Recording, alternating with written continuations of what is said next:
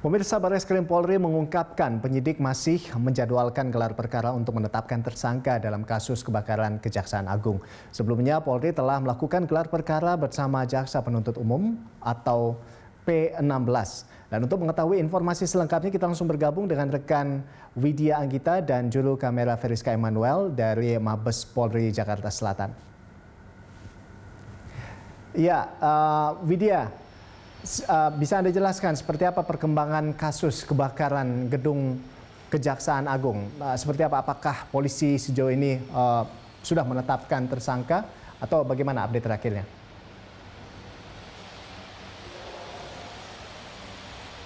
Ya, Rolando dan juga pemirsa, dari pihak kepolisian sendiri ini menyatakan bahwasanya untuk kasus dari kebakaran gedung Kejaksaan Agung ini sudah berada di tahap P16 dan saat ini tinggal menunggu untuk mengumumkan siapa tersangka dari kasus ini. Karena memang kita ketahui bahwasanya kebakaran yang terjadi pada 22 Agustus lalu di gedung utama Kejaksaan Agung ini memang bukan berasal dari arus pendek listrik, namun juga dari adanya open flame atau ada nyala api yang terbuka.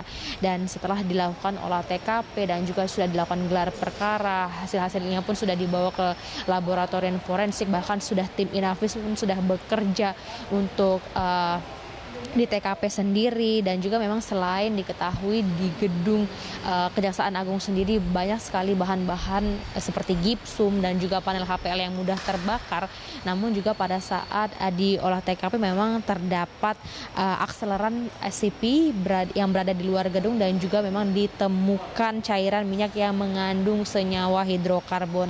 Dan hingga dari 22 Agustus sendiri hingga saat ini sudah diperiksa sekitar 131 saksi yang memang berasal dari berbagai lini, seperti saksi ahli dari Kementerian PUPR dan juga pihak Damkar sendiri sudah melakukan pemeriksaan, kemudian juga sudah mengundang swasta dan juga sudah memeriksa bagian internal dari Kejaksaan Agung, cleaning service, kemudian juga petugas keamanan dan kuli bangunan bahkan yang bekerja di sana juga turut diperiksa. Dan memang setelah dilakukan pemeriksaan dan juga oleh TKP ditemukan seperti adanya dugaan kesengajaan, kemudian juga ada unsur pidana dari kasus ini. Dan memang dari pemeriksaan sendiri memang ada beberapa kejanggalan-kejanggalan yang terjadi, dan yang paling sangat terlihat janggal sekali adalah peran saksi pada saat berada di lokasi kejadian.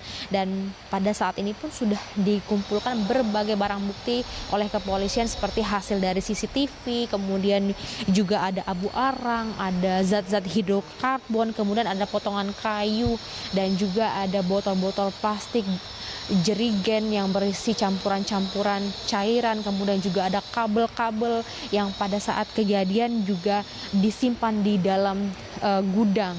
Dan nantinya pada saat memang pada pengumuman siapa tersangkanya, jika memang diketahui bahwa yang bersangkutan ini ada kesalahan kerja sehingga menyebabkan gedung terbakar, maka sesuai dengan Undang-Undang 188 KUHP maka yang bersangkutan akan dihukum minimal 5 tahun penjara. Namun ternyata apabila nantinya diketahui yang bersangkutan ini sengaja untuk melakukan pembakaran, maka sesuai dengan Undang-Undang 187 KUHP maka yang bersangkutan akan dihukum sekitar 12 sampai dengan 15 tahun penjara. Dan juga nantinya pada saat mengumumkan tersangka dari kasus pembakaran gedung utama Kejaksaan Agung ini, kepolisian juga akan mengungkap motif dari pelaku untuk melakukan pembakaran ini. Karena memang menurut Pusat Pengembangan Riset Sistem Peradilan Pidana Universitas Brawijaya menyatakan bahwasanya jika melihat dari pola pelaku sendiri ini ada dugaan pelaku melakukan penutupan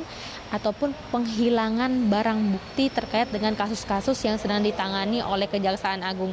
Karena memang untuk sumber api sendiri jika melihat ini berasal dari lantai 6 yang juga merupakan ruang intelijen. Dan saat ini kami sedang menunggu ada pihak dari kepolisian untuk melakukan rilisnya terkait dengan siapa tersangka dari kasus pembakaran gedung utama Kejaksaan Agung. Rolando. Baik, terima kasih Widya atas laporan Anda dan selamat bertugas kembali. Ya, pemirsa, demikian tadi rekan Widya Anggita dan juru kamera Veriska Emmanuel melaporkan langsung dari Barreskrim Polri.